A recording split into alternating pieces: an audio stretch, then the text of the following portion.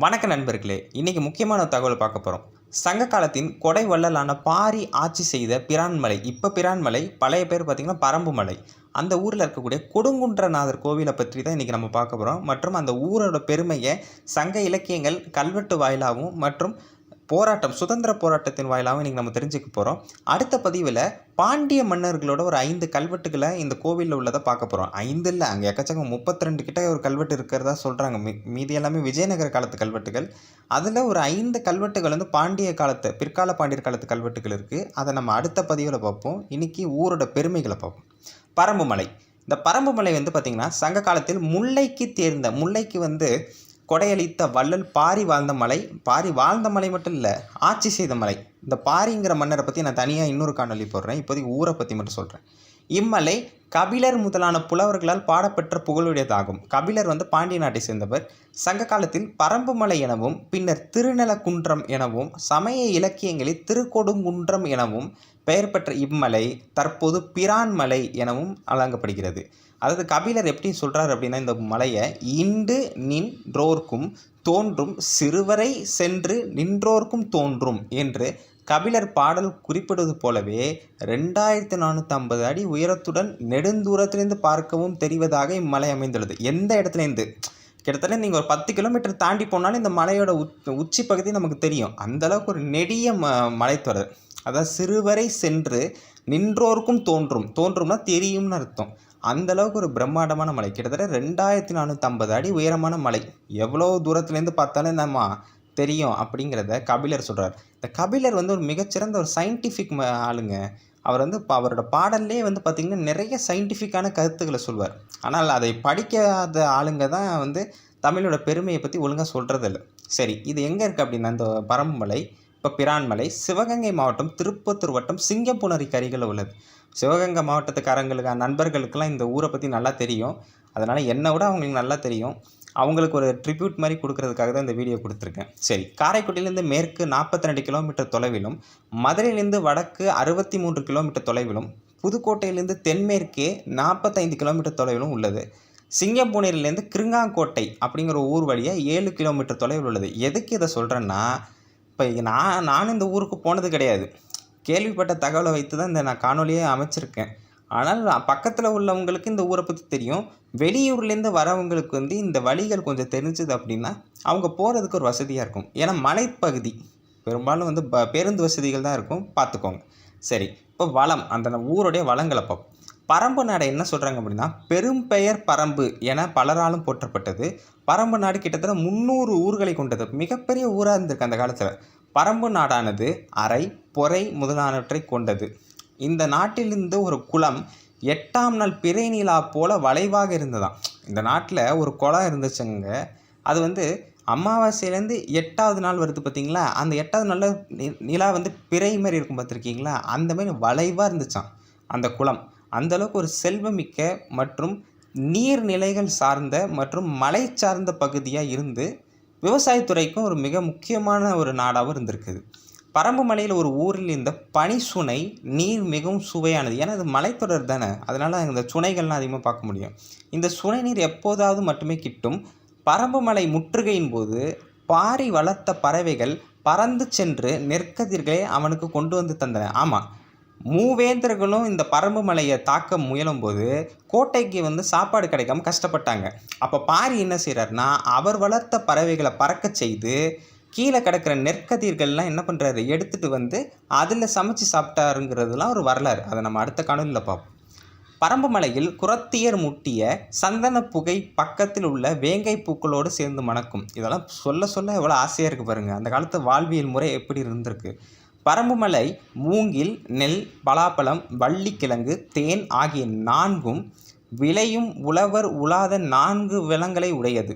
இது வந்து கபிலர் வந்து அவரோட புறநானூற்று பாடல் 109வது இதில் சொல்கிறார். கிட்டத்தட்ட இந்த பரம்புமலையை பற்றி புறநானூறு, அகநானூறு எல்லாத்துலேயுமே சொல்கிறாங்க. அந்தளவுக்கு ஒரு மிகச்சிறந்த ஊராக இருந்திருக்கு. ஏன்னா கடையேழு வள்ளல்கள்னு சொல்லப்படக்கூடிய 7 வள்ளல்களும் முதன்மையாக கூறப்படுறதே பாரி தான். அப்புறம் தான் காரி, ஓரி, நல்லி, எழினி, பேகம், ஆய் இவங்கெல்லாம் சொல்கிறோம் நம்ம. அதில் முதன்மையாக சொல்கிறது பாரி. ஏன்னா அந்தளவுக்கு இவர் வந்து தன்னுடைய கொடை திறமை அதுக்காக உயிரே கொடுத்துருக்காருன்னா அவர் எவ்வளோ பெரிய கொடையாளியாக இருந்திருப்பார். அதெல்லாம் நம்ம இந்த நேரத்தில் மறக்கவே கூடாது. பரம்பு மலையின் எல்லைகள் பரம்பு மலையை தலைமையிடமாக கொண்டது பரம்பு நாடு. இப்போ இருக்கிற பிரான்மலை தான் அப்போ தலைநகரம் பரம்பு நாட்டுக்கே. இது பாண்டிய நாட்டின் ஒரு பகுதியாக இருந்தது. இது பின்னால் இந்நாடு பரம்பு நாடு, பாரி நாடு, பரநாடு எனவும் வழங்கப்படும். இது சங்க காலத்திலிருந்து புகழ் பெற்றிருந்தது. அதாவது மூவேந்தர்களாலே இது வந்து பண்ண முடியலையா. ஏன்னா பாரி மன்னர் வந்து மூவேந்தர்கள்கிட்ட இல்லாத கொடைத்தன்மை அதிகமாக இருந்துதான். அவர்கிட்ட வந்து அந்த கொடைத்தன்மை வந்து அதிகமாக இருந்தது. இவங்க மூவருக்கு என்னது பொறாமைத்தன்மையை உண்டாக்குது. யாருக்கு? மூவேந்தர்களுக்கு. இந்த நாட்டை வேல்பாரி கிபி 2ஆம் நூற்றாண்டின் முற்பகுதியில் ஆட்சி செய்தார். வேளிர் குல தலைவனாக விளங்கிய இவர் ஈரத்திலும் வீரத்திலும் சிறந்து விளங்கியவன் பாரி மன்னன். உண்மைதாங்க. அதாவது மூவேந்தர்களால் கடைசி வரைக்கும் ஜெயிக்க முடியல. கடைசியில் ஒரு அந்தனர் மாதிரி ஒரு வேஷம் போட்டுட்டு, முனிவர் மாதிரி வேஷம் போட்டு யாசகங்கிட்ட என்ன பண்ணுறாங்க, உயிரை வாங்கிடுறாங்க. அதனால தான் அவரை வீழ்த்த முடிஞ்சுது. அந்தளவுக்கு ஒரு மிகச்சிறந்த மன்னன். இப்போ இந்த ஊரினுடைய எல்லைகளை பார்ப்போம். தெற்கு எல்லையில் திருமோகூர் அப்படிங்கிற ஊர்லேருந்து கீழ்மேலோடைய வைகை ஆற்றங்கரை பரம்புக்குடி அப்படிங்கிற ஊர் இருக்குது. கிழக்கு எல்லையில் இப்போ பரம்புக்குடி சொன்ன பார்த்தீங்களா, அது காளையார் கோவில், முத்துநாடு, அனுமந்தக்குடி, பரம்பு வயல், இதெல்லாம் வந்து கிழக்கு எல்லை. கிழக்கு எல்லையில் பாருங்கள் வயல் தான் இருந்திருக்கு, இப்போவும் வயல் தான் இருக்குது போல். பரம்பு வயல் அப்படின்னு சொல்கிறாங்க. அப்புறம் அனுமந்தக்குடி, இதெல்லாம் ஊர் பேர், எல்லாமே குடி அப்படிங்கிறது. ஏன்னா மக்கள் வாழக்கூடிய பகுதிகள் குடிகள் அப்படின்னு சொல்லப்படும். அதுக்கப்புறம் வடக்கு எல்லையில் அதே பரம்பு வயல், அப்புறம் கானாடு காத்தான், இதெல்லாம் நானும் கேள்விப்பட்டிருக்கேன். இந்த ஊர் கானாடு காத்தான், சோனாப்பட்டு, திருக்கோலக்குடி, பூலாங்குறிச்சி, அப்புறம் இடையாற்றூர், குடுமியான், மலைப்புறம், பரம்பூர், இதெல்லாம் வடக்கு எல்லையில் இருக்குது. இந்த ஊருக்கு வடக்கு எல்லையில். மேற்கு எல்லையில் பரம்பூர், மருங்காபுரி, துவரங்குறிச்சி, நத்த மலைகளின் கிழக்கு பகுதி, அழகர் மலை கிழக்கு பகுதி, பரம்பு கண்மாய், மறுபடி திருமோகூர், இப்படி 4 வட்டத்தையும் வந்து சொல்கிறாங்க என கொள்வர். பிற்காலத்தில் இப்பரம்பு நாடு பாண்டி மண்டலத்தின் ஒரு பகுதியாக மாறியது. ஏன்னா பின்னால் வந்து நம்ம பாரிவேந்தர் இறந்து போனதுக்கு பிறகு மூவேந்தர்களில் வந்து பாண்டிய மன்னருடைய பகுதிக்கு பக்கத்தில் இருந்த காரணத்தினால இது பாண்டி நாட்டில் இருக்குது. ஆனால் அது சூழ்ச்சியாக வெல்லப்பட்டதை தவிர வீரத்தோடு வெல்லப்பட்டதான்னா கிடையவே கிடையாது. இது மூவேந்தர்களுக்கும் ஒரு இழுக்கான விஷயந்தான். அதில் பாரி ஜெயிச்சிட்டாரு தான். பாடிய புலவர்கள் சங்க காலத்து நல்லிசை புலவர்களான கபிலர், ஔவையார், மெலைக்கந்தனார், இவங்கெல்லாம் யாருன்னு பின்னால் நான் சொல்கிறேன் இன்னொரு காணொலியில். நக்கீரர், புறத்திணை நன்னாகனார், பெருஞ்சித்திரனார், அப்புறம் நல்லூர் நத்தத்தனார் முதலியோர் வள்ளல் பாரியையும் பரம்புமலையையும் பாடியுள்ளனர். பக்தி இலக்கிய காலத்து திருஞான சம்பந்தரும் அருணகிரிநாதரும் பாடியுள்ளனர். நீங்கள் கேட்கலாம், திருஞான சம்பந்தர் பாடியிருக்காரா அப்படிங்கிறத பாடியிருக்காரு. ஏன்னா திருப்புலானி கோவில், அப்புறம் தேவிப்பட்டினம் கோவில், அதுக்கப்புறம் இந்த ஊர், எல்லா ஊருக்கும் அவர் போயிருக்கார். மதுரை பகுதிக்கே பல இடங்களுக்கு போய் திருஞான சம்பந்தர் பாட்டு பாடியிருக்கார். அதுக்குண்டான குறிப்புகள் கல்வெட்டுலேயுமே இருக்குது. சரி, இப்போ நம்ம கல்வெட்டுகள் வரும். இந்த கோவில் உள்ள கல்வெட்டுகள், இவ்வூரில் உள்ள கொடுங்குன்றநாதர் கோவிலில் உள்ள கல்வெட்டுகள் அனைத்தும் பாண்டிய மற்றும் விஜயநகரத்து காலத்து கல்வெட்டு. ஒரு கல்வெட்டு கூட சோழ கல்வெட்டு கிடையாதுங்க. எதுவுமே சோழ கல்வெட்டு கிடையாது நான் பார்த்த வரைக்கும். அந்த இன்ஸ்கிரிப்ஷன்ஸோட டேட்டாவை படிக்கும்போது எல்லாமே பாண்டியர்கள் மற்றும் விஜயநகர காலத்து கல்வெட்டுகள் தான். அதனால தான் இதை நான் போட்டேன் இன்றைக்கி. இத்தலத்தை பற்றியனவாக 21 கல்வெட்டுகள் அரசியலரால் கிபி 1903ஆம் ஆண்டில் படியெடுக்கப்பட்டுள்ளன. இது வந்து ஒரு கிட்டத்தட்ட ஒரு 119 வருஷத்துக்கு முன்னாடி தான் இது எடுக்கப்பட்டிருக்கு இந்த கல்வெட்டுகள்லாம். அவற்றுள் 8 கல்வெட்டுகள் ஆராய்ந்து முடிவு கட்டப்பட்டன. இன்னும் சிலது அறியப்படலை. இதில் 4 கல்வெட்டுகள் வந்து குலசேகர பாண்டியனோட ஆட்சி காலத்தில் உள்ளது. 10 மற்றும் 13ஆம் ஆண்டுகளில் நிகழ்ந்தவை. இன்றைக்கி நம்ம அடுத்தடுத்த பதிவுகளில் அதையும் பார்க்க தான் போகிறோம். அது பார்க்குற போது சொல்கிறேன். இவற்றை இங்கனம் வரையறுத்து எழுதியவர் செவல் அப்படிங்கிற ஒரு பாதிரியார். அதாவது இந்த கோவிலில் உள்ள கல்வெட்டுகள் எல்லாத்தையுமே வரையறுத்து, அவர் ஒன்றும் படிச்சுலாம் சொல்லலை, வரையறுத்து அதை எழுதி வச்சவர் தான் யார்? செவல், அப்படி சீவல்னு சொல்லுவாங்க. நீங்கள் வந்து சவுத் இந்தியன் இன்ஸ்கிரிப்ஷன்ஸ் படிச்சிங்கன்னா அதில் சீவல் அப்படின்னு பாரு, அவர் ஒரு பாதிரியார், அவர் தான் எழுதி வைக்கிறார். இத்தலத்தில் சுந்தரபாண்டியன் மண்டபம் அப்படின்னு ஒரு மண்டபம் இருக்குது. இது இப்போ கர்ப்ப கிரகம் இருக்குல்ல, அதோட வாயிலில் இருக்குது. சுந்தரபாண்டியன் மண்டபம்னு சொல்லுவாங்க. அப்புறம் ஆறுகால் மண்டபம், அப்புறம் லக்ஷ்மி மண்டபம், இப்படி முதலிய மண்டபங்களும் விஸ்வநாதர் கோயில், சுப்பிரமணிய சுவாமி கோயில் முதலியனும் கோயிலுக்குள் இருக்கின்றன. மொத்தத்தில் இது வந்து கொடுங்குன்றநாதர் கோவில். இதுக்குள்ளே பல கோவில்கள் இருக்குது. பிரான்மலை கிராமத்தில் சொக்கநாதர் கோவில் உள்ளது. அதுதான் சொக்கநாதர் தான் இந்த கொடுங்குன்றநாதர் கோவில். இறைவனை வந்து மங்கைநாதர் அப்படின்னு கூப்பிடுறாங்க. இன்னொன்று வந்து பார்த்திங்கன்னா கொடுங்குன்ற முடைய நாயனார் அப்படின்னு கூப்பிடுறாங்க. அதேமாரி நல்ல மங்கை பாகர் எனவும் குன்றாண்டநாதர், குன்றாண்டன்னா குன்றுக்கு மேலே தானே இருக்குது, அதனால் குன்றாண்ட நாயனார் அப்படின்னு குறிப்பிட்றாங்க. இதில் நல்ல மங்கை பாகர்னு ஒரு வார்த்தை இருக்குது பார்த்திங்களா, அது வந்து இது எனக்கு தெரிஞ்சு இந்த அர்த்தநாரீஸ்வரர் அப்படிங்கிற வார்த்தைக்கு ஒரு நல்ல தமிழ் அர்த்தமாக இது இருக்கும்னு நினைக்கிறேன். ஏன்னா மங்கை பாகர், மங்கையும் ஈசனும் தனி ஒரு பாகமாக இருக்காங்களே, அதனால் இது ஒரு நல்ல தமிழ் வார்த்தையாக இருக்கும். அதுக்கு பிறகு பாண்டிய மன்னர்களில் முதலாம் சுந்தரபாண்டியன், இரண்டாம் சுந்தரபாண்டியன், பராக்கிரம பாண்டியன், இவர் பின்னால் வந்த பாண்டிய மன்னன், குலசேகர பாண்டியன், வீரபாண்டியன், இவர்களும் விளக்குக்காக பசுக்களும் பொன்னும் சேவார்த்திக்கு உணவிற்கும் விளக்கு தண்டு செய்ததற்குமான பொன்னும் நிலமும் அளித்த செய்திகளை அறிவிக்கின்றன பல கல்வெட்டுகள். இங்கே நிறைய பாண்டிய கல்வெட்டுகள் தான் உண்டு. இவங்க எல்லாருமே இந்த கோவிலுக்கு விளக்குக்காக பசுக்களை தானம் கொடுத்துருக்காங்க, தங்கம் கொடுத்துருக்காங்க. அங்கே வேலை செய்யக்கூடிய அந்த சேவார்த்தி செய்யக்கூடிய மக்களுக்கு உணவு கொடுத்துருக்காங்க. அப்புறம் விளக்கு தண்டு அது செய்கிறதுக்கும் சொல்லியிருக்காங்க. இங்கே ஒரு வணிக கூட்டமைப்பு இருந்திருக்கு அந்த காலத்தில். அதாவது இந்த கோவிலில் அந்த காலத்தில் ஒரு வணிக கூட்டமைப்பு இருந்து நிறைய தொழில் செய்தாங்க அப்படிங்கிற மாதிரி ஒரு கல்வெட்டு படித்தேன். அதை நான் அடுத்தடுத்த பதிவுகளை சொல்கிறேன். கிபி 1251 1264க்குள் ஆண்ட கோணரின்மை கொண்டான் காலத்தில், இதுதாங்க எனக்கு சரியில்லை. ஏன்னா 1268ங்கிறது குலசேகர பாண்டியனோட ஆட்சி. அதுக்கு முன்னாடி இருந்த மன்னன் பேர் தான் கோணரின்மை கொண்டான். அவர் காலத்தில் துவாராபதி வேளார், பிரபாவ புரந்தரன் ஆகிய இருவரும் நிலமளித்தனர். இது ஒரு கல்வெட்டு. இம்மடி நரசிங்கராயர் காலத்தில், நரசிங்கராயருங்கிறது ஒருத்தர் இருந்திருக்காரு. அவர் காலத்தில் பிரான்மலை சீமை அப்படின்னு இது அழைக்கப்பட்டிருக்கு. இந்த ஊர் அழைக்கப்பட்டிருக்கு. திருமலை நாட்டு பகுதியான பிரான்மலை அப்படின்னு சொல்கிறாங்க. இந்த திருமலைங்கிறது தூத்துக்குடி மாவட்டம்னு நினைக்கிறேன். அது கல்வெட்டிலுமே நான் பார்க்குறேன். திருமலை நாட்டு பகுதியான பிரான்மலை அப்படின்னு சொல்கிறாங்க. திப்பரசரையன் நன்மைக்காக கேரளசிங்க வளநாட்டு இப்புலி நாயகர் நிலமளித்தார்.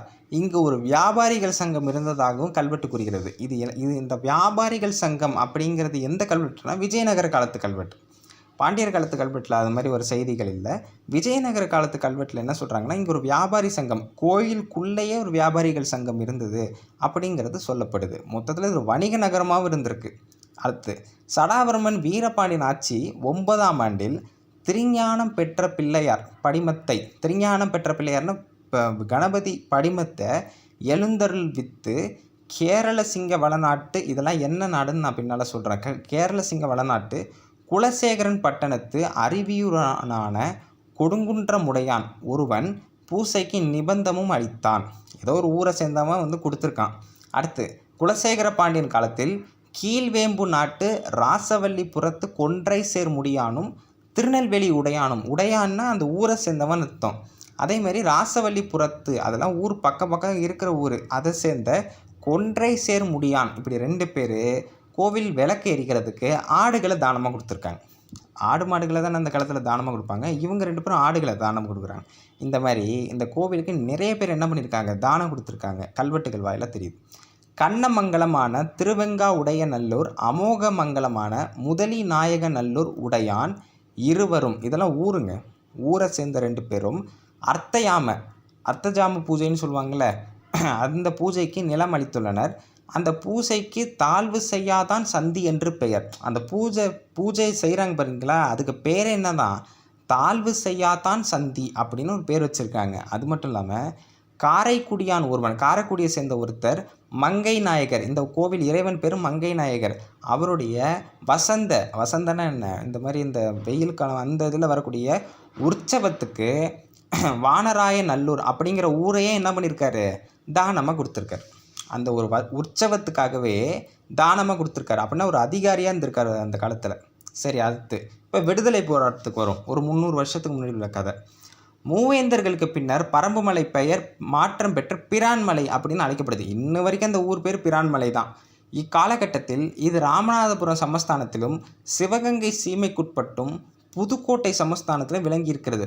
எல்லா பக்கமாக இருக்கிற ஊர், புதுக்கோட்டை பக்கம், சிவகங்கை, அதுக்கப்புறம் ராமநாதபுரம் எல்லாம் பக்கத்தில் இருந்ததுனால 3 மாவட்டத்துக்கும் இது சொந்தமான இடமா தான் இருந்திருக்கு.